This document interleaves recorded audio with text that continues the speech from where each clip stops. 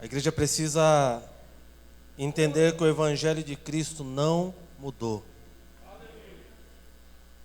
A igreja de Cristo dias precisa compreender que o Evangelho de Cristo continua sendo, na sua essência e na sua simplicidade, transformador, curador, e ele continua mudando a mente das pessoas.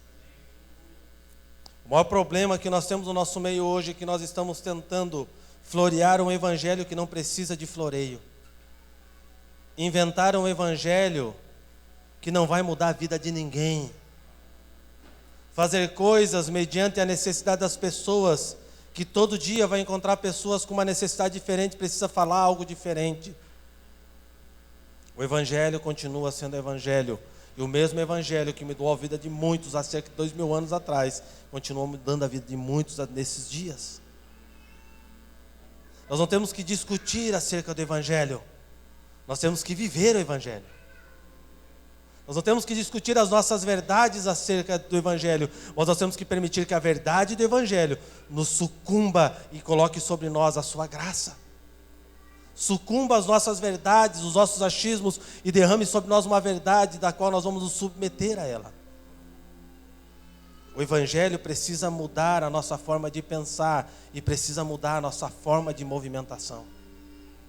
Porque se o evangelho pelo qual eu fui alcançado não mudou a minha forma de vida, se o evangelho pelo qual eu fui alcançado não mudou a minha forma de pensar, se o evangelho pelo que eu fui alcançado não me submeteu totalmente a Cristo, eu quero dizer para você que esse evangelho não é o evangelho de Cristo.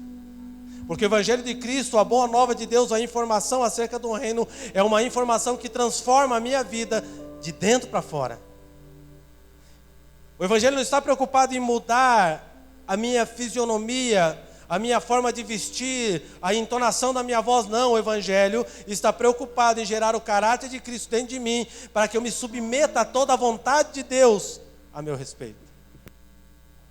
O evangelho tem em sua prioridade nos transformar em homens e mulheres que se tornem parecidos com Cristo. E só uma forma de sermos parecidos com Cristo é quando nós nos submetemos em totalidade ao evangelho. Nós não precisamos entender muitas coisas do evangelho, nós precisamos obedecer o que o evangelho diz. Nós vivemos em uma geração que pergunta muito e obedece pouco. Em uma geração que questiona tudo, mas não submete aquilo que está escrito. Há uma geração que diz, isso foi escrito para aquele tempo. Deixa eu falar uma coisa para você. A Bíblia diz que a palavra de Deus, ela se renova a cada manhã. Ela é atual, ela é verdadeira. Ela é viva, ela é eficaz, ela produz vida. Então o evangelho de 2000 anos atrás continua sendo o evangelho. Nós não precisamos mudar ele, porque quem transforma e quem convence o homem do pecado, da justiça e do juízo é o Espírito Santo. O Espírito Santo é gerado dentro de mim e de você pelo evangelho. É o evangelho de Cristo, a boa nova de Cristo, que nos transforma e nos faz submissos à palavra de Deus. Romanos 1,16 diz assim: pois não me envergonho do evangelho. Por quê? Porque é poder de Deus para a salvação de todo aquele que crê, primeiro do judeu e também do grego. Visto que a justiça de Deus se revela no evangelho, de fé em fé, como está escrito, o justo viverá por fé. O evangelho depende de mim, irmão, sim ou não? Sim ou não? O evangelho depende de mim, igreja. Ele é suficiente. Ele carrega sobre si o poder da transformação. Pois eu não me envergonho do evangelho, porque o poder de Deus, porque ele é poder de Deus para a salvação de todo aquele que nele crê. Há uma ordem expressa aqui sobre crer. Nós questionamos muitas coisas em vez de crer. Não tem a ver com o que nós pensamos acerca dele, mas tem a ver com aquilo que o Espírito gera em nós por meio da fé. Porque o evangelho é fé. Fé é acreditar nas coisas que não existem, é ter a plena convicção que elas serão trazidas à existência. E como eu posso crer? A partir do momento que eu me converti ao Senhor do evangelho. Se eu vivo uma vida questionando acerca das Escrituras, eu não consigo crer. Porque sempre eu vou ter um questionamento acerca de alguma coisa. E sempre eu vou levantar uma coisa nova para questionar. Nós precisamos desenvolver nos nossos corações esses dias, como igreja, um coração submisso. Uma reverente submissão ao Senhor. Nós vivemos um tempo em que a igreja é irreverente. Ela não tem mais reverência e submissão ao Senhor. Ela questiona o que o Senhor está fazendo. Sendo que nós como igreja precisávamos ser o exemplo dos santos. Sermos submissos e reverentes ao Evangelho. Porque é esse Evangelho de submissão e reverência que vai transformar o mundo. Alguns têm a audácia de dizer que estão esperando um novo Evangelho. Não existe um novo Evangelho. Existe um único Evangelho. Existe um só caminho. Existe uma só fé. Existe um só Cristo pelo qual nós fomos salvos e levados até o Senhor. E se nós não compreendemos essas coisas, nós não vamos poder dizer como o apóstolo disse aqui, eu não me envergonho do Evangelho. E por que eu não me envergonho do Evangelho? Porque ele não depende de mim, ele é suficiente em si próprio. Ele não depende do que eu sou, porque ele é transformador. O Evangelho me transforma e me torna um testemunho de que Deus é poderoso para fazer. O Evangelho é loucura para o homem. Porque para um homem é impossível encontrar uma pessoa totalmente destruída, arrebentada, com a vida virada do avesso. E ela é encontrada pelo Evangelho e na próxima semana ela começa a mudar a sua conduta. Para um homem natural isso é impossível. Como assim? O Zig era bandido até ontem. Ele era terrível. Ele brigava com todo mundo na rua. Pense num cara difícil, irmão. Mas um certo dia Deus encontrou ele por meio de um evangelho simples, mas que levou ele a um lugar de submissão. E quem conhecia o Zig até a sexta-feira. Não vou falar da sexta-feira, fica tranquilo. Quem conhecia o Zig da sexta-feira, na segunda não conheceu mais, porque houve uma transformação. Mas o primeiro questionamento acerca da vida desse homem é como ele pôde mudar tão rapidamente. Porque o Evangelho nos leva a um arrependimento genuíno e nos leva a pensar que nós precisamos mudar de vida. Se o Evangelho que você recebeu não te levou a um arrependimento, não fez você pensar acerca da tua vida, não mudou a tua postura a partir do momento que você recebeu ele, você não recebeu o Evangelho. Porque o Evangelho é poder de Deus para todo aquele que nele crê. Ele transforma, ele muda a nossa forma de pensar. Por quê? Porque o propósito do Evangelho de Cristo é nos tornar parecidos com Cristo. Para nossa mente humana é difícil crer em uma transformação genuína e instantânea, porque nós sempre esperamos e nós queremos ver na sequência a comprovação daquilo. Eu acredito, irmãos, que Deus pode mudar a vida de uma pessoa em um momento também. Eu acredito que Deus vai mudar a vida de uma pessoa em um processo. Ele pode trabalhar das duas formas. Eu já vivenciei as duas formas. Eu já vi pessoas que tinham a vida arrebentada, destruída. Viviam a sua vida como queriam.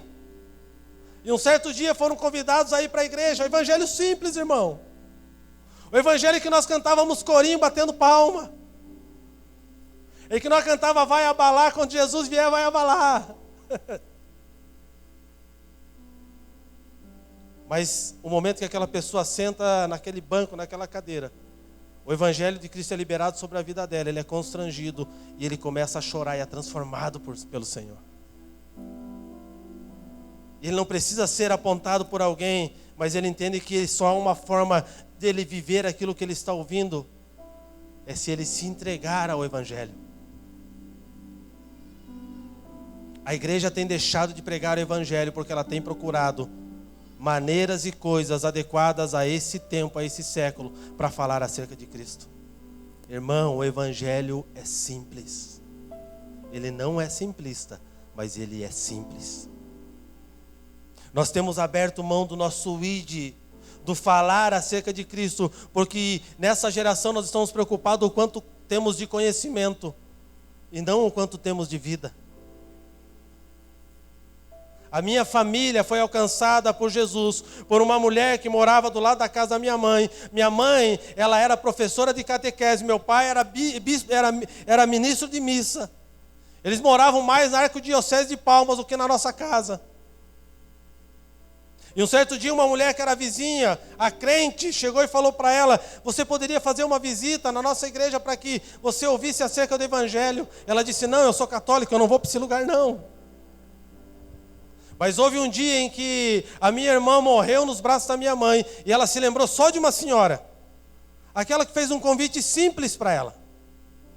Ela foi até a casa dessa mulher e falou: se o teu Deus é tudo aquilo que você disse, ele vai ressuscitar minha filha.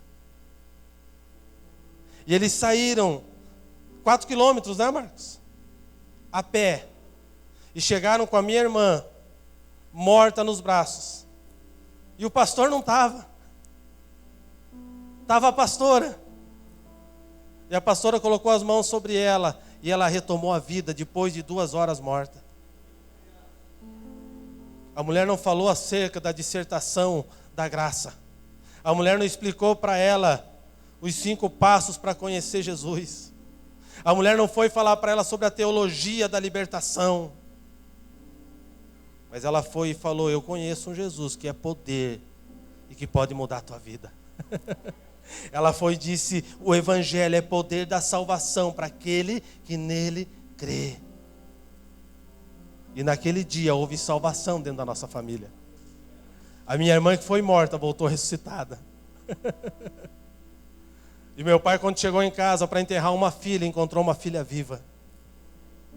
E naquele dia houve transformação. Por quê? Porque a salvação de Deus entrou dentro de uma família que pensava estar bem, mas na verdade não estava. E sabe por quê? Porque a avó Enicilda, uma senhora simples, a irmãzinha do coque, ela chegou e disse: meu Deus tem poder para mudar a vida de vocês. E a partir daquela decisão da nossa família, toda a nossa família, tanto do lado do meu pai quanto da minha mãe, servem ao Senhor. Porque uma senhora, que não preocupou-se o quanto ela tinha de conhecimento teológico acerca do Evangelho, mas ela tinha a vida do Evangelho nela, liberou uma palavra sobre a vida de alguém que precisava ouvir do Evangelho. Irmãos, nós precisamos voltar para esse lugar. Nós precisamos retomar a sede do Evangelho, a sede de Deus, o desejo de sermos transformadores de ambientes pelo Evangelho genuíno de Cristo. Nós precisamos se posicionar como igreja e chegar em lugares hostis e falar: deixa comigo, porque o Evangelho que carrego muda esse ambiente, essa situação. Nós precisamos entender que o nosso chamamento não é para sentar nossa bela bunda em uma cadeira todo domingo à noite, é para fazermos Cristo conhecido. É para fazermos o reino de Deus ser mostrado para essa geração. E como que o reino de Deus é demonstrado? A partir de sinais, maravilhas, curas, o Evangelho genuíno e verdadeiro. É um Evangelho que não foi pregado para suprir necessidades, mas o Evangelho que foi pregado para destruir e acabar com toda a necessidade humana. E sabe por quê? Porque em Cristo toda a nossa necessidade acaba, porque Ele é suficiente. Há suficiência e há graça no poder do nome de Jesus. O que nós precisamos como igreja nesses dias é retomar lugares que nós nos perdemos. A nossa preocupação está em conhecer, não preciso conhecer mais. Como que eu vou falar acerca de Jesus para essa pessoa? Eu não conheço Jesus. Então, irmão, você não se entregou a Jesus ainda. Nós precisamos voltar à essência do amor que muda e constrange todos por aquilo que carregamos e não pela informação que nós obtivemos acerca do Evangelho. Eu não sei você, mas eu estou com um certo ranço de algumas coisas. Tem meses que não dá mais para sentar, porque é uma disputa para saber quem sabe mais. Quem conhece mais, quem sabe mais do grego, do aramaico, do hebraico. Não, porque essa palavra no grego significa isso. Ah, não, mas eu estudei no aramaico. Não, no aramaico é isso, é tudo a mesma coisa. Se ela não alcançar o seu fim, o seu propósito, não serve de nada. Ah, e o amor de Deus significa o que no grego? Amor, irmão. O evangelho significa o que no aramaico? Significa evangelho. Porque se ele entrar na minha e na tua vida, ele tem poder de nos rasgar por dentro e nos transformar naquilo que o Senhor quer que nós sejamos. Nós nos juntamos à mesa não para comer e para se alegrar acerca de Cristo, mas para discutir quem sabe mais. Discussões teológicas, nesses dias, tem feito mais mal do que bem. Nós precisamos voltar ao genuíno e simples evangelho, lembrando que simples não é simplista. O evangelho é simples para que todo aquele que ouça entenda, e para aquele que entenda se submeta e seja alcançado pelo amor de Deus. Hoje você vai falar sobre graça, as pessoas falam, não, mas assim, qual a linha que você acredita? Sobre salvação, qual que é a linha de salvação que você crê? Irmão, a linha de salvação e de graça que eu acredito é Cristo. Ele é suficiente, a sua graça me alcançou. Eu fui salvo, fui remido pelo sangue do Cordeiro, para mim basta. Nós estamos preocupados em demonstrar os nossos diplomas, em vez de demonstrar as nossas cicatrizes. Nós estamos nos fechando em ambientes somente para encontrar informação. Estamos abandonando o ID do Evangelho, que é o poder de Deus que revela Cristo para o mundo. Pastor, então tu está pregando contra o estudo? Não, eu não estou pregando contra o estudo, meu irmão. Eu estou dizendo que o estudo sem vida, ele é morto. Não adianta eu estudar coisas que eu não estou disposto a viver. Só informações. Hoje nós temos vários pregadores de Facebook que não têm sequer experiência em colocar a mão no endemoniado para orar por ele. Mas quer ensinar os anciões da igreja como fazer a libertação. Porque deteve-se, se encheu de informação, se estufou de informação, mas não tem vida de Deus. Falta submissão ao corpo. Não submete ao que Deus está fazendo. Quando eu chegar perante o Senhor não vai perguntar para mim quantos diplomas de teologia eu tenho. Mas a pergunta dele para mim vai ser se eu cumpri o propósito que ele me confiou. Se as pessoas às quais precisavam ouvir o Evangelho, a partir daquilo que eu fosse falar, foram alcançadas. Porque a preocupação do nosso Senhor é que Cristo seja gerado em nós. E Cristo só é gerado em nós por meio do Evangelho que ama. Por Evangelho que se entrega. Abra Coríntios comigo, 1 Coríntios 1,18.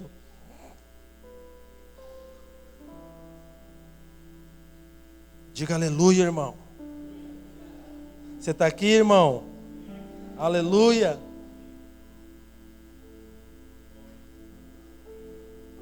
Eu estou cada dia mais apaixonado por Jesus, irmão. Esse cheiroso todo dia, ele me pega. Oh, glória a Deus. 1,18 diz assim, pois a mensagem da cruz é o quê? É loucura para os que estão sendo destruídos. Porém, para nós que estamos sendo salvos, é o poder de Deus. Versículo 21 diz assim, considerando que na sabedoria de Deus o mundo não o conheceu por meio da sabedoria humana. Foi do agrado de Deus salvar os que creem por intermédio da loucura da proclamação da sua mensagem. Porque tanto os judeus pedem sinais como os gregos procuram sabedoria. Nós, entretanto, proclamamos a Cristo crucificado, que é um motivo de escândalo para os judeus e loucura para os gentios. Todavia, para os que foram convocados, tanto judeus como gregos, Cristo é o poder de Deus e sabedoria de Deus. Pois a mensagem da cruz é loucura para os que estão sendo destruídos. E por que é loucura? Porque ele não se explica.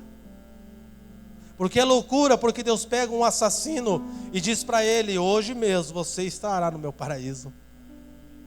Porque é loucura, porque ele não mede como nós medimos, ele tem a sua maneira de medir e de liberar cada pessoa. Por quê? Porque ele conhece o coração e a intenção que move-nos a fazer as coisas. Eu posso estar fazendo coisas boas e bonitas, mas não com uma intenção verdadeira ao Senhor. E pode ter alguém fazendo outra coisa feia que eu não concorde, mas a intenção dele é glorificar ao Senhor. Nós não podemos querer julgar o Evangelho pelos nossos olhos. O Evangelho ele continua sendo de Cristo, acerca de Cristo, para que todo homem seja transformado por aquilo que o Evangelho dispõe a cada homem. Porque a mensagem da cruz é loucura. E por que é loucura? Porque o homem que era rei se entregou para morrer, uma morte de cruz. Uma morte de cruz era humilhante, somente para bandidos, assassinos, pessoas que precisavam ser demonstradas ao povo como exemplo para que as pessoas não fizessem e não caminhassem mais naquele lugar. E por que ele é loucura? Porque ele se humilhou, porque ele se entregou, porque ele mesmo sendo Deus não usurpou ser igual a Deus, mas ele disse aos homens: eu dou a minha vida, não são vocês que tiram ela de mim. O Evangelho nos leva para o cumprimento do propósito e não para aguardar a nossa vida. O propósito de Cristo era morrer para resgatar-nos, para nos levar até Ele, e Ele cumpriu o propósito. É por isso que gregos e judeus não conseguem compreender. É por isso que é loucura. Porque um ser rei que tinha poder de governar sobre todas as coisas, decidiu o quê? Morrer em favor de todos. E morreu por quem? Por aqueles que eram inimigos de Deus.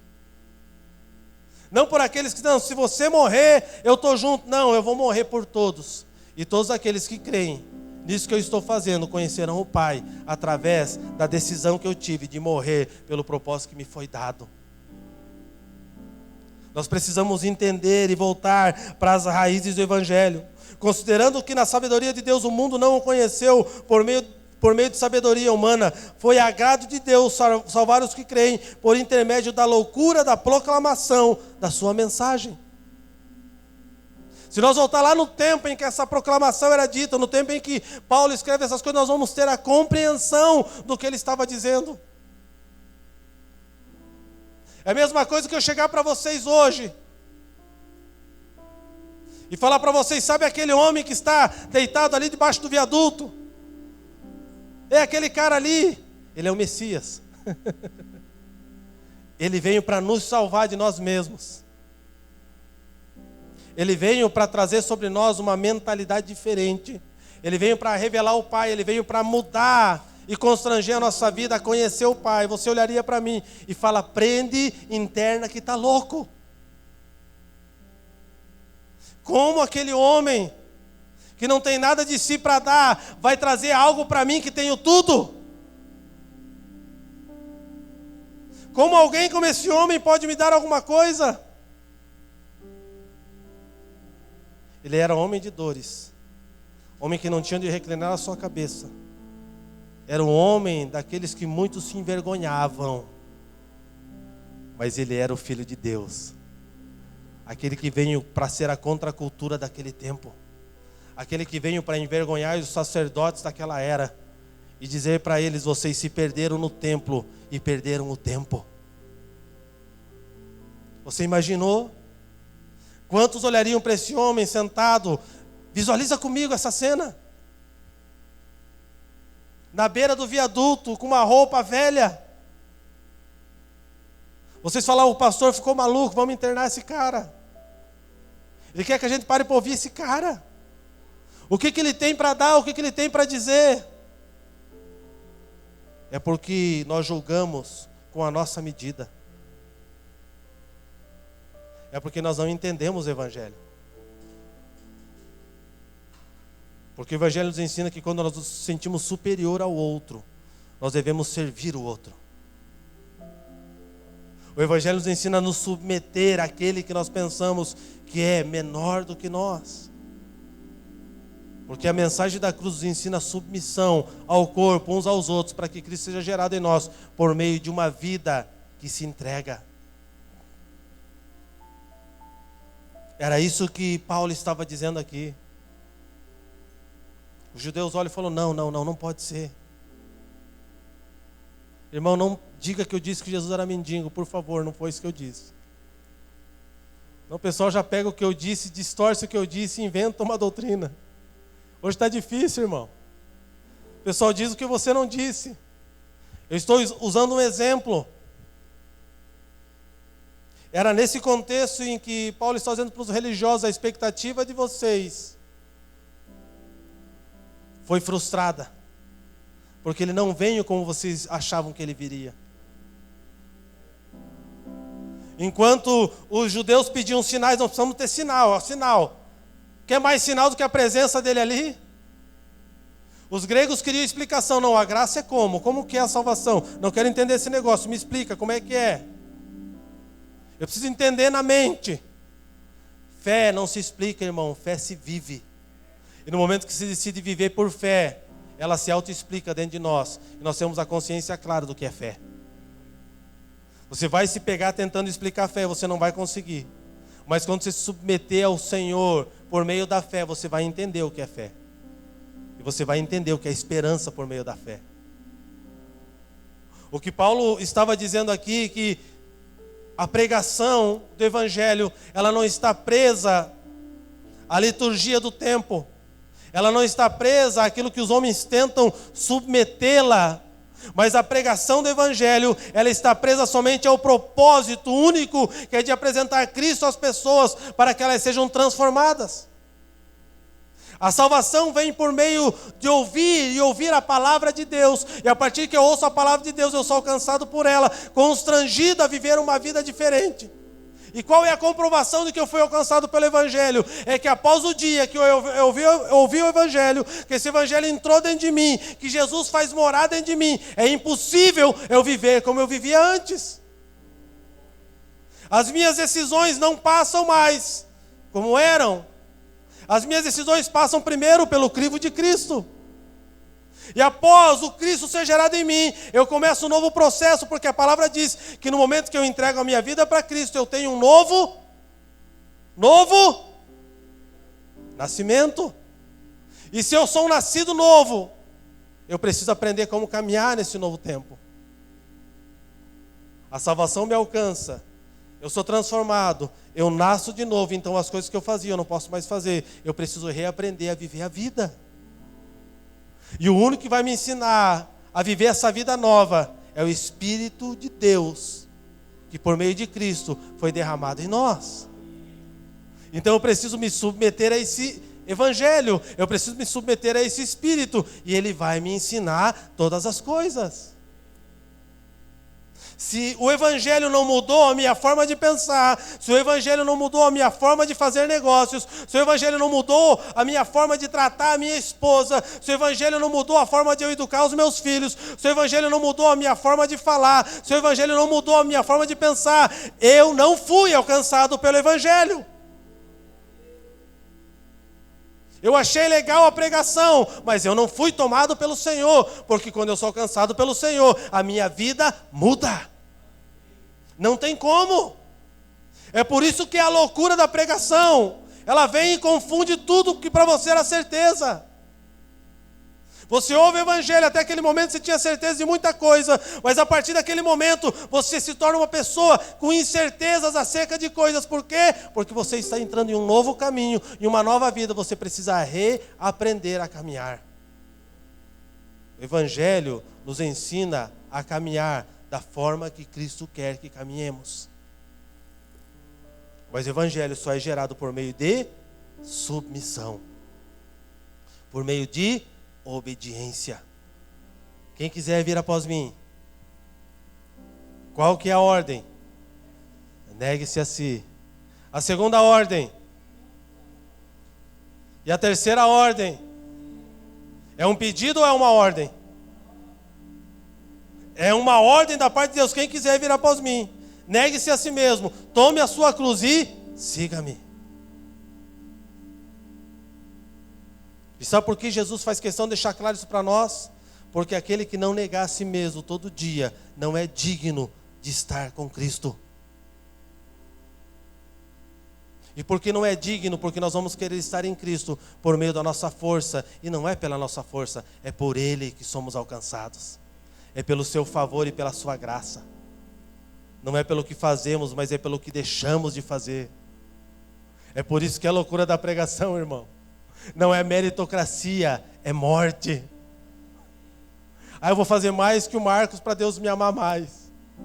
Aí eu vou lá e leio a parábola do cidadão que começou a trabalhar às 7 horas da manhã. Trabalhou até às 6 da tarde. Aí chega um abençoado, 5 horas da tarde. Vai trabalhar junto comigo.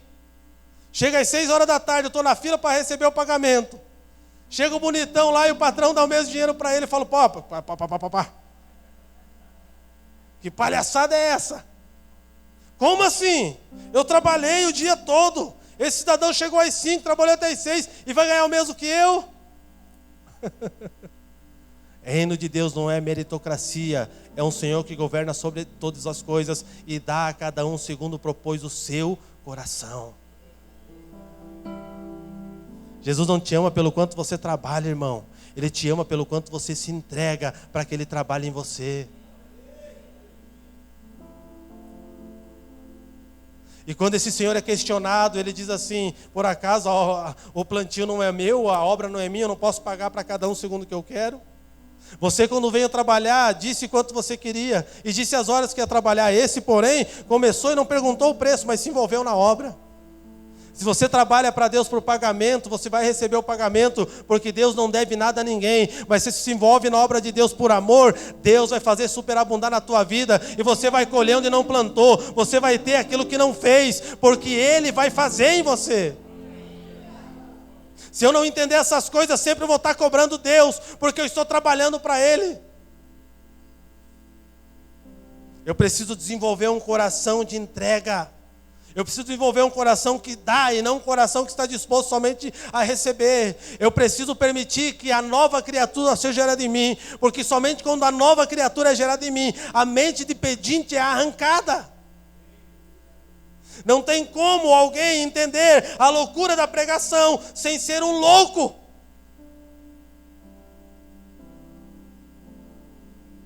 Aquele que dá, recebe. Aquele que planta, colhe. Aquele que se entrega. Ah, Senhor, me dá que eu vou dar. Não, me dá primeiro. Me entrega primeiro. Não, mas será que vai dar certo? Falta fé, irmão. Senhor, eu vou fazer uma oração aqui. Se o Senhor me der, Senhor, eu vou ser assim, o cara que vai patrocinar missões no mundo inteiro. Irmão, faz o que você tem agora, que se for esse o teu chamado, Deus vai te dar. Evangeliza a esquina da tua casa. Você não vai precisar de muito recurso para isso. Só de um copo de água e uma vontade de falar de Jesus. Nós pedimos coisas que na verdade não são para Cristo, é porque nós queremos suprir dentro de nós uma carência, um desejo. Senhor, se eu for rico, eu vou fazer assim algo maravilhoso. Você não faz agora, irmão, como é que você vai fazer quando for rico? Se você não consegue fazer com 2.000 que você ganha, você já fica, é difícil até tirar o 200 do dízimo. Imagina você com 1 milhão na mão, você se perde.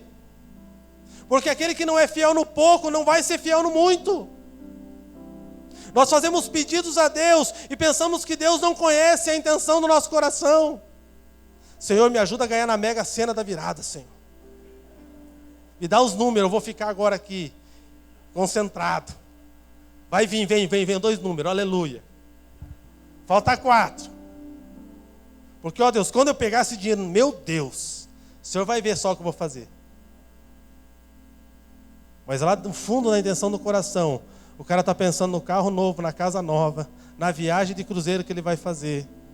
Mas como ele precisa deixar Deus ao lado dele, ele dá uma manipuladinha. A gente é tão burro, irmãos. A gente é tão orelhudo que pensa que Deus não vê. A Bíblia fala que Deus conhece a intenção mais profunda do coração do homem. Deus não julga o que você fala, Ele julga o que Ele lê dentro da intenção do teu coração. Sabe por que a oração de Davi era uma oração sincera? Porque ele não floreava, ele falava o que era. Ele falava o que pensava. Senhor, eu estou pensando isso aqui mesmo. Nossa, Davi, não fala uma coisa dessa. Sabe aquela hora que você vai para a oração, você fica floreando? Porque você não quer falar a verdade para Jesus, irmão, ele já conhece a verdade. Ele só precisa ouvir da tua boca. Quando Jesus chega para Adão e pergunta onde estás, não é porque Jesus não conhecia o jardim, ele conhecia muito bem. Foi ele que fez todas as coisas. Ele pergunta para Adão onde está Adão, porque Adão tinha se perdido não geograficamente, Adão tinha se perdido dentro, porque ele perdeu o foco do que ele foi chamado. Quando Jesus chega e te pergunta onde você está, não é porque você está perdido em uma geografia, é porque dentro de você já não está mais em Cristo. E na pergunta dele você precisa se encontrar. E se você não se encontrar, você vai dizer a ele que ele é culpado de você ter se perdido. Nós estamos fazendo perguntas ao Senhor, que nós sabemos a resposta, mas nós temos tido essa falta de caráter para com Cristo, de fazer perguntas das quais nós sabemos que na verdade não são perguntas, mas nós precisamos fazer uma confissão do nosso pecado para sermos regenerados por Cristo. É por isso que o Evangelho é loucura. É porque o Evangelho que nos ensina a servir aquele que quer ser o maior, faça o quê?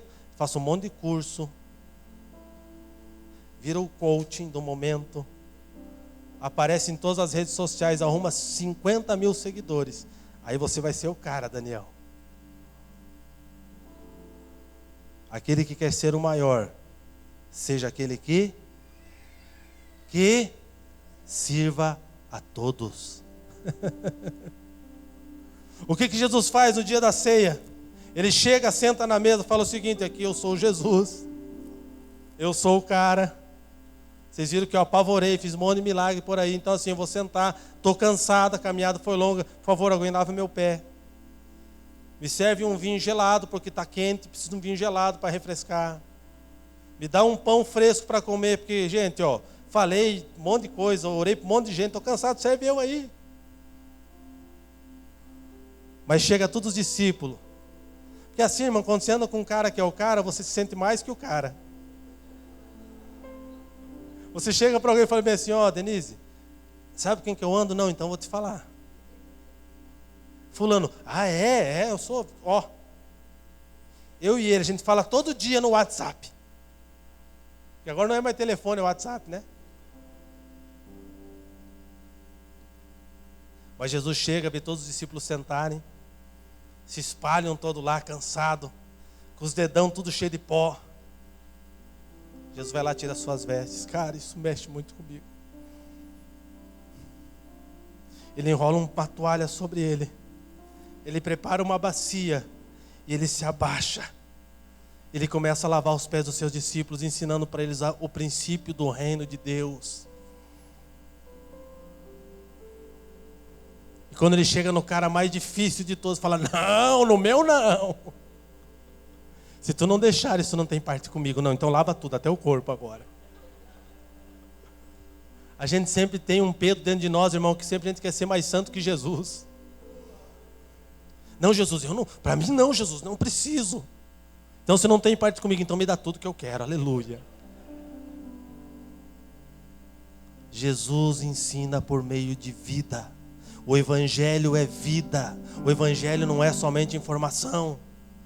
Ele passa por um, lava os seus pés, serve a mesa para eles, e depois ele se assenta e fala: esse é o Evangelho. Não é o Evangelho que somente promove, mas é o Evangelho que nos leva a servir. Hoje, quando alguns são ungidos e separados ao ministério, eles perguntam quanto que eles vão ganhar. Se você entregar para ele uma bacia, uma toalha, ele na hora rejeita o diploma que ele recebeu.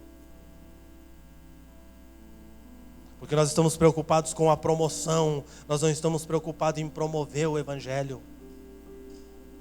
O propósito de Cristo é que nós venhamos entender o seu coração. Um Evangelho cheio de informações que não tem vida, só gera morte, gera discórdia, gera discussão e brigas que não levam a nada. Há no meio de vós discórdias e discussões, por quê? Porque vocês não submeteram ao Evangelho de Cristo, porque um está querendo sobrepor sobre o outro. Mas quando nós entendemos que o Evangelho é serviço, e nós começarmos a servir um ao outro, não vai ter dissensão no nosso meio. Quando a gente chegar na sala, está todo mundo lá jogado, fala bem assim: eu vou servir água para esse povo aqui. Mas hoje a gente chega na sala, vê todo mundo sentado. Você chega lá e fala: pô, ninguém vai pôr uma água na mesa para a gente beber?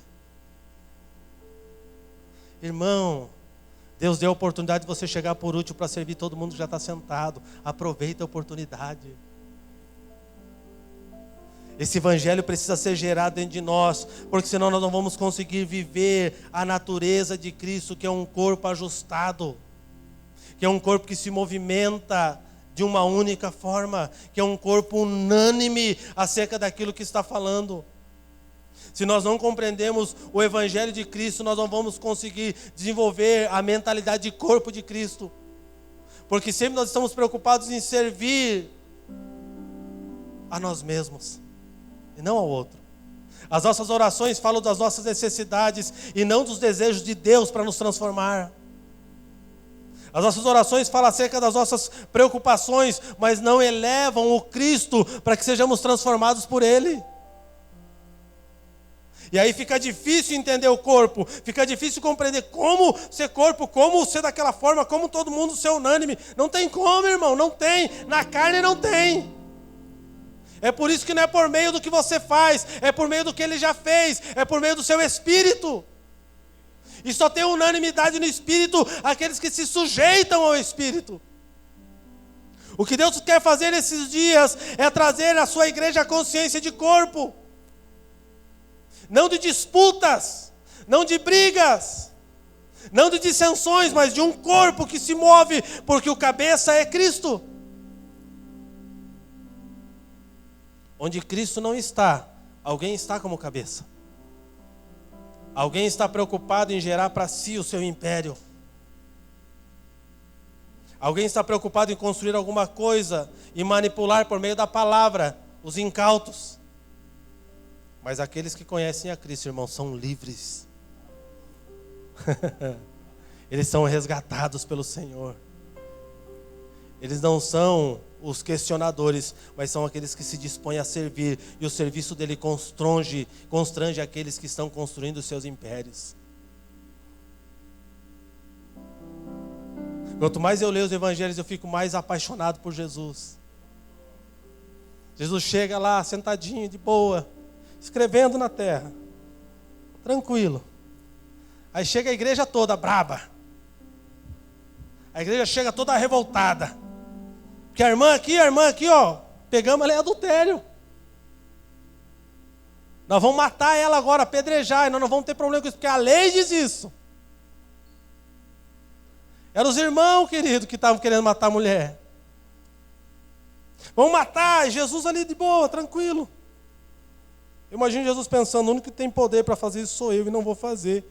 Esse bando de pecador quer fazer o que não sabe. Jesus tem o poder pela palavra de desconstruir todos os nossos argumentos com poucas palavras. Ele continua escrevendo no chão e fala bem assim: aquele que não tem nenhum pecado. Sabe o que Jesus está dizendo? Aquele que não frequentou em nem um só dia o prostíbulo que essa mulher trabalhava, atire a primeira pedra. Porque aqueles homens que estavam apedrejando ela conheciam ela do prostíbulo. Eles frequentavam aquele lugar. A diferença é que eles não eram vistos naquele lugar. É aquele negócio: você me protege, eu te protejo, e ninguém fica sabendo. Aleluia, glória a Deus, estamos juntos. Fala: você que não tem nenhum pecado, você nunca fez, atire a primeira pedra, fica à vontade. O que acontece naquele ambiente de um bando de crente justiceiro, conhecedor da lei, da Torá? Um a um vai soltando a pedrinha, vai embora. Jesus disse que a lei disse que não disse? Não. Ele disse que a mesma lei que eles queriam aplicar sobre aquela mulher, de morte, eles também eram dignos de morte. E quando eles se retiram, Jesus olha para ela bem assim: nenhum dos teus acusadores te condenou? Não, então eu não te condeno. E por que eu não te condeno? Porque eu não te condeno porque eu tenho autoridade de perdoar pecado. Eu libero você, só que tem um detalhe: vá, mas não peques mais. Com 2 frases, Deus muda a vida de uma pessoa e essa mulher passa a ser uma seguidora de Jesus. Aquilo que era o mau exemplo passa a ser o exemplo para os santos. É loucura ou não é esse evangelho, irmão? É loucura ou não é o evangelho que pega uma mulher dentro de um prostíbulo e transforma a vida dela em uma palavra? Aí você pode dizer para mim, não, mas foi Jesus que falou, irmão, o mesmo poder que habitava em Cristo foi derramado em nós. Nós precisamos tomar essa autoridade, nos mover nela em serviço ao propósito de Jesus. Nós somos chamados para fazer o nome dele conhecido. Mateus 11, 28 diz assim: vinde a mim todos que estáis cansados e sobrecarregados, e eu vos aliviarei. No 29 diz assim: tomai sobre vós o meu jugo e aprendei de mim, porque sou manso e humilde de coração, e achareis descansos para a vossa alma, porque meu jugo é suave e o meu fardo é leve. Sabe o que Jesus está dizendo? Ei, solta esse peso que você está carregando. Larga esse monte de informação que não serve para nada. Larga esse evangelho que não transforma nada. E vem para mim, porque eu vou colocar sobre você um jugo que é suave. Eu vou colocar sobre você um fardo que é leve. Você vai ter prazer de carregar. Você vai entender o que eu sou. Eu vou despertar em você um coração humilde. Um coração que entendeu o serviço. Um coração que está disposto a fazer. Querido, deixa eu falar uma coisa para você. Você não precisa pedir para Deus nada. Como assim, pastor? Porque Deus disse que para os seus filhos Ele já deu tudo. Você não precisa viver uma vida de pedinte. Você precisa se envolver na obra do Senhor. Aqueles que estão envolvidos naquilo que Deus está fazendo, Deus cuida deles. Se envolva no que Deus está fazendo. Santifique o teu trabalho para Cristo. Você vai ver que Cristo vai cuidar de você no seu trabalho. Entregue todas as coisas ao Senhorio de Cristo. Sujeite tudo ao Senhorio de Cristo. Se submeta ao Evangelho. Se submeta àquilo que o Evangelho propõe. Você vai ver uma mudança e uma transformação na tua vida. Você não vai mais comer o pão de dores. Você não vai mais levantar cedo comendo pão de dores. Mas você vai se alegrar no teu trabalho. Você vai frutificar. Por quê? Porque você foi alcançado por aquele que primeiro te amou. O Evangelho é o poder de Deus manifestado por meio do amor de Deus. E o amor de Deus decidiu entregar para que fôssemos resgatados. O amor de Deus é dar. O amor de Deus é entregar. O amor de Deus é oferecer a nós. Não é uma troca, mas é uma entrega. E é esse evangelho que vai nos constranger e vai trazer a clareza da unidade do corpo de Cristo. Nós não temos como ser um em Cristo sem primeiro sermos transformados pelo evangelho. Nós não conseguimos entender a unidade do corpo sem que primeiro nós venhamos entender o serviço ao corpo. Se nós não conseguimos servir o nosso irmão, se nós não conseguimos desenvolver o serviço a Cristo em alegria e devoção, não adianta nós falarmos sobre unidade. Se nós não estamos dispostos a se envolver no que Deus está fazendo e queremos que Deus se envolva naquilo que eu estou fazendo, nós não entendemos o Evangelho. O Evangelho não é para nós construirmos as nossas coisas, o Evangelho é para nós nos encontrar com o Cristo que já fez todas as coisas e a partir do Cristo desenvolver o seu plano eterno para todas as coisas. Não é o que vamos fazer para Cristo, é como vamos envolver aquilo que Cristo já está fazendo. É como vamos nos envolver naquilo que Ele já fez, naquilo que Ele está construindo. O Evangelho nos chama não para fazer uma nova coisa, o Evangelho nos chama para se envolver naquilo que já foi feito por meio de Cristo. É por isso que é difícil entender. É por isso que na mente humana a gente não consegue compreender. É por isso que é necessário que nós sejamos regenerados na nossa mente. É por isso que é necessário que nós sejamos transformados pela renovação da nossa mente, para que nós vamos entender a boa, agradável e perfeita vontade de Deus. Sem regeneração não entende o Evangelho. Nós sempre estamos preocupados em fazer e ser reconhecido pelo que estamos fazendo. Nós sempre estamos entregues à meritocracia. Nós fazemos, mas em algum momento queremos que alguém nos compense. Irmão, eu desafio você nessa noite a pegar a bacia e a toalha. Porque a cruz Ele já foi por nós. Ele nos resgatou. Ele espera que nós venhamos desenvolver um coração submisso a Ele, um coração manso, um coração disposto a servi-lo, um coração disposto a fazê-lo conhecido. Irmão, essa cidade precisa de você. Ela precisa do que você carrega. Ela precisa ouvir o Cristo que habita em você. Ela precisa ser desenvolvida pelo Cristo que está dentro do teu coração.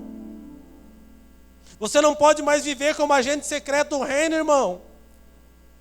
O reino de Deus não é FBI, querido.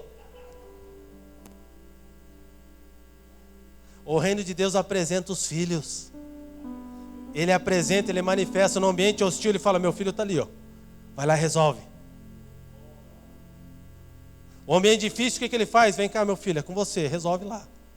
Não, vou chamar o pastor, porque esse lugar aqui está terrível. É com você, irmão. Se você está naquele lugar hostil, é para você a missão, não me chama. Eu já tenho os meus lugares hostis que ele me leva, fica tranquilo. E é bastante. Mas se você está num ambiente, nesse ambiente que foi gerado ali, é para você manifestar o Cristo que habita em você. Mas se Cristo não habita em você, você não deve fazer nada mesmo, você não tem nada para manifestar. O Evangelho faz-nos um com Cristo. E aonde nós estivermos, Ele está conosco. O Evangelho é poder de Deus. Sabe o que é poder de Deus? É aquilo que muda circunstâncias, muda ambientes. Ah, pastor, eu trabalho nessa empresa que é terrível, ambiente assim pesado, satânico, tem um monte de satanista aqui, Senhor. Glória a Deus, cara. Glória a Deus, tem um monte de satanista, que o ambiente está pesado, sabe por quê? Porque Deus te colocou lá para ser sal e luz. É você que vai fazer o ambiente mudar, irmão. É um bom lugar para você manifestar Cristo. É um bom lugar para o satanista conhecer Jesus da tua vida e passar a amá-lo como você ama. Tu vai para o inferno, satanista. Não, cara, ama Ele. Porque foi por amor que Ele nos alcançou. Foi por amor que Ele constrangeu o homem. Não fuja de ambientes hostis, porque os ambientes hostis são os melhores ambientes para Cristo ser glorificado. Não se coloca uma luz no meio do monte de luz, irmão. Antes se coloca uma luz no meio da escuridão, para que todos que estão na escuridão possam olhar para aquela luz e ir até ela. Deus te colocou no ambiente para ser luz. O ambiente é escuro sim, mas você precisa iluminar esse ambiente. O Evangelho de Cristo está em você. Seja uma luz que ilumina. Não fique procurando em outros, não fique procurando em lugares. Deus colocou em você. Você precisa colocar para fora. Você precisa ser desenvolvido. Na medida que você entrega, o Senhor desenvolve em você. Na medida que você fala, o Senhor desenvolve em você. Eu não sei o que falar, eu não sei o que dizer, eu não sei como fazer. Cara, faz aquilo que Cristo já fez em você. Aí como que ora? Levanta as mãos, fala, pai de Abraão, de Isaac, de Jacó, como é que é? Não sei. Cara, não é. É você falar acerca de Jesus. É ter um amor que constranja o próximo. Não é entonação de voz. Não é a decoreba dos versículos. Mas é o quanto os versículos transformaram a tua vida. Nós temos que parar de ler a Bíblia, queridos, para pregar bons sermões. Nós temos que parar de ler a Bíblia para querer mostrar para os outros que a gente sabe mais que eles. Nós precisamos ler a Bíblia para se converter ao que está escrito.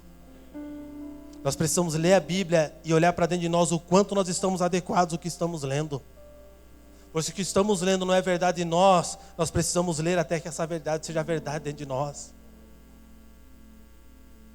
Quem fala de informação, querido, ainda não entendeu o Evangelho. O Evangelho é a boa nova que transforma a nossa vida. E a partir dessa boa nova, nós vamos alcançar pessoas, porque alcançamos Cristo em nós.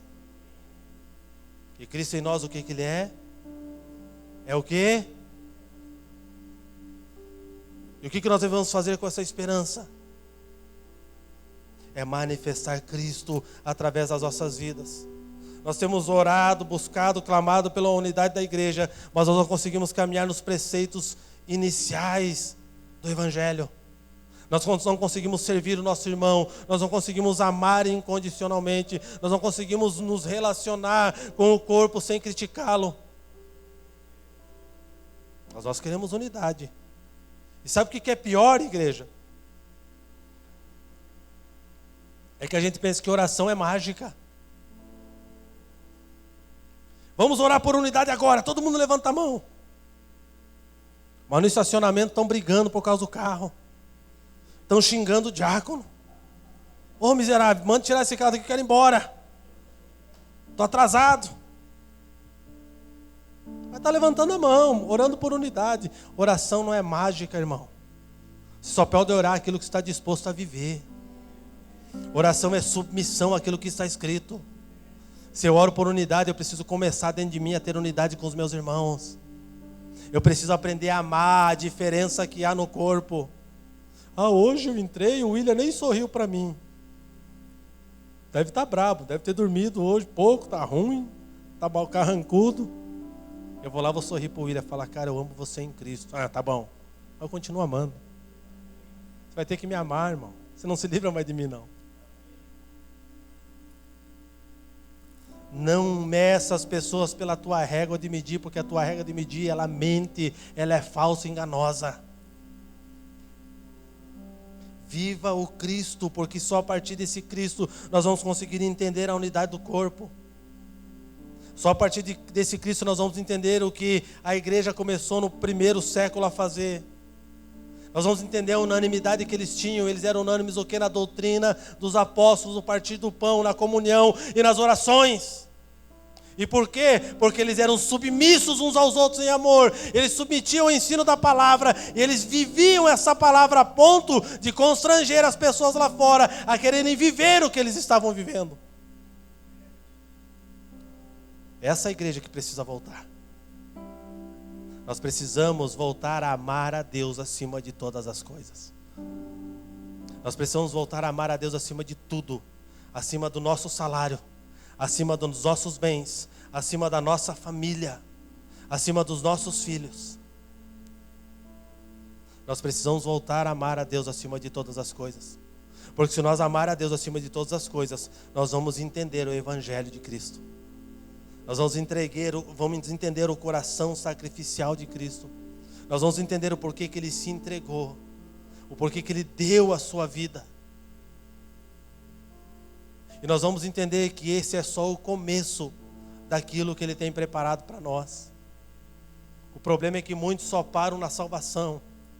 Eu fui salvo e agora eu vou esperar morrer. Por quê? Porque deu morro, está tudo bem, está tudo certo. Vou com Jesus, estou salvo. Querida, a salvação é o primeiro passo do propósito eterno de Deus para a tua vida. A salvação que Ele te dá é para te transformar num filho que vai refletir a sua imagem e a sua semelhança. A salvação que você recebe dele é para você negar a você mesmo, tomar a tua cruz e seguir Ele. A salvação que você recebe de Deus é para você entrar em arrependimento dentro de você e retornar para Ele na tua essência. O que nós precisamos nesses dias é de menos informação que não leva a nada e mais submissão em amor à palavra de Deus. A minha oração nesses dias é que nós sejamos tomados de uma reverente submissão ao Senhor. Uma submissão que vai nos fazer nos prostrar no nosso quarto e só chorar. Mas aquele choro que vai nos transformar por dentro. Uma submissão que vai nos fazer nos chegar até o Senhor, não para orar e pedir coisas, mas para perguntar para o Senhor se as coisas que nós estamos querendo vêm dele mesmo ou não. Porque tudo aquilo que vai causar em você desespero, angústia, não vem do Senhor. A angústia que vem do Senhor é para te transformar segundo o que Ele é. Nós precisamos retomar o quarto de oração. Os homens precisam retomar o seu lugar em Deus de sacerdócio. Não adianta você, homem, orar pela tua família se você não está disposto a pagar o preço da oração diária pela tua família. Não adianta você reclamar da tua casa, da tua esposa, se você não está disposto a construir uma mulher segundo o coração de Deus dentro de você, a partir de um quarto de oração que você desenvolve. Sabe aquela história que você ouviu a vida inteira no meio crentez, que a mulher levanta de madrugada e ora por toda a família? Deixa eu falar para você, você deveria ter vergonha disso. Porque quem deveria levantar 4 horas da manhã e ficar orando e trabalhar era você e a tua esposa descansar, para que você guarde ela em oração. Porque esse é o teu chamado. Esse é o teu serviço. Você quer ser homem, quer ser um machão? Sirva a tua esposa em temor e amor. Sirva os teus filhos com princípios da palavra. É você que precisa orar, não cobre a oração de alguém que não vê exemplo em você de oração. A tua esposa precisa encontrar em você um homem segundo o coração de Deus. Nós queremos falar de evangelho, queremos cobrar algumas coisas, mas nós não conseguimos gastar 5 minutos de oração. A gente quer ganhar o mundo, mas não consegue ganhar 5 minutos de oração no quarto. A gente quer falar de Jesus, mas não conhece Jesus em essência. Esses dias veio uma pessoa, esses dias faz muito tempo, tá? E pediu para mim uma apostila para evangelismo. Eu falei para ela, eu tenho. Você adquire nas melhores livrarias. Pastor, quem que é o autor? Eu falei, Jesus Cristo, irmão. Foi escrito há muito tempo. Mas aonde que eu acho? Eu falei, a Bíblia, cara. Não, mas eu tenho, então você não leu. Você está procurando um manual para falar de Jesus, é porque se Jesus não faz parte de quem você é. Se a Bíblia não transforma você e não te ensina o que você falar, então, por favor, você não conhece Jesus. O que você me diz dos primeiros cristãos? Como que eles faziam Cristo conhecido? Eles detinham a informação que você tem hoje, sim ou não? Sim ou não? Eles tinham os evangelhos, as cartas de Paulo. E como é que eles evangelizavam? Por meio da vida, porque eles eram submissos a Cristo. Eles viviam o evangelho. Quer uma apostila de evangelismo, irmão? Vai para o teu quarto, fecha a tua porta, gasta tempo de oração e meditação na palavra. Você vai ser o melhor evangelista da tua rua. As pessoas querem ganhar nações, mas não conseguem evangelizar o vizinho. Tem chamado para ir não sei para onde, mas não tem chamado para falar de Jesus para o vizinho, porque é um mau exemplo da rua. Que evangelho é esse que só vislumbra coisas lá distantes e não consegue enxergar o homem que está do seu lado? Não consegue ver a pessoa que senta no ônibus do teu lado indo para o trabalho? Que é um ambiente melhor do que um ônibus para falar de Jesus? Que é um ambiente melhor do que um ponto de ônibus para falar de Jesus? Que é um ambiente melhor do que um hospital para falar de Jesus? Nós não temos desculpas. Nós precisamos fazer Cristo conhecido. Nós não temos desculpas, irmãos. Nós temos tudo o que precisamos. Nós temos acesso a todas as coisas. Nós precisamos se submeter à palavra de Deus, para que esse evangelho do reino do qual eu digo que foi alcançado alcance os demais. Para que a cura que eu recebi alcance aqueles que precisam de cura. Quer falar de Jesus? Fala do teu testemunho de vida. Jesus mudou você, querido. E por que você não acredita que Jesus pode mudar aquela pessoa que vem agora na tua mente? Se Ele mudou você, Ele pode mudar aquela pessoa também. Porque Ele continua sendo o poder de Deus para a salvação de todo aquele que nele crê. Nós só vamos conseguir construir um corpo unido, verdadeiro e submisso à vontade de Deus a partir do momento que nós entendemos que nós temos que nos submeter ao Evangelho de Cristo. Que nessa noite nós saímos aqui com a bacia e com a toalha. Que nessa noite nós saímos aqui com a consciência que nós precisamos desenvolver em amor o serviço a Cristo. Não por salário, não por pagamento, não por mérito, mas porque Ele é e pronto. Porque você foi salvo. Não foi você que escolheu o Senhor. A Bíblia diz que não fosses vós que me escolhestes, mas fui eu que escolhi a vós. Você acha que quando você veio para frente, levantou a mão e fez a oração de aceitar Jesus, era você que estava aceitando Ele? Bobinho. Era Ele que tinha te escolhido já desde antes da fundação do mundo. Ele só preparou aquele momento para você vir para Ele. Ele nos escolheu. Ele nos fez seu povo santo. Ele nos separou. Nós não nos pertencemos mais, irmãos. Nós pertencemos a Cristo. E se nós pertencemos a Cristo, nós precisamos fazer o nome de Cristo conhecido. Se coloque de pé.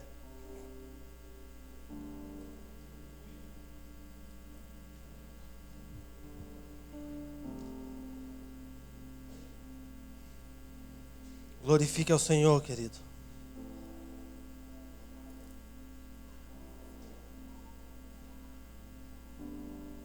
Glorifique ao Senhor, não espere eu falar. É um bom momento para você começar a orar já. Comece a falar com o Senhor. Comece a glorificar aquele que é santo. Comece a orar para que o ministério da bacia e toalha faça parte da tua vida diária.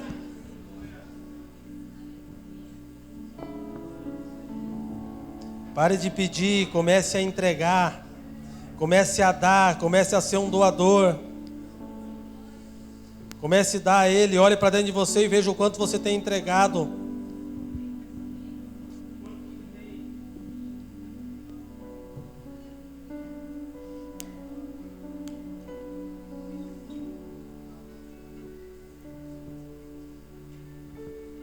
O quanto você tem servido ao Senhor. João 15,16 fala assim: não fosseis vós que me escolhesses a mim, pelo contrário, eu vos escolhi a vós outros e vos designei. Para quê? Para que vades e deis fruto, e o vosso fruto permaneça, a fim de que tudo o que pedides ao Pai, em meu nome, Ele vos conceda. Isso vos mando, que vos ameis uns aos outros.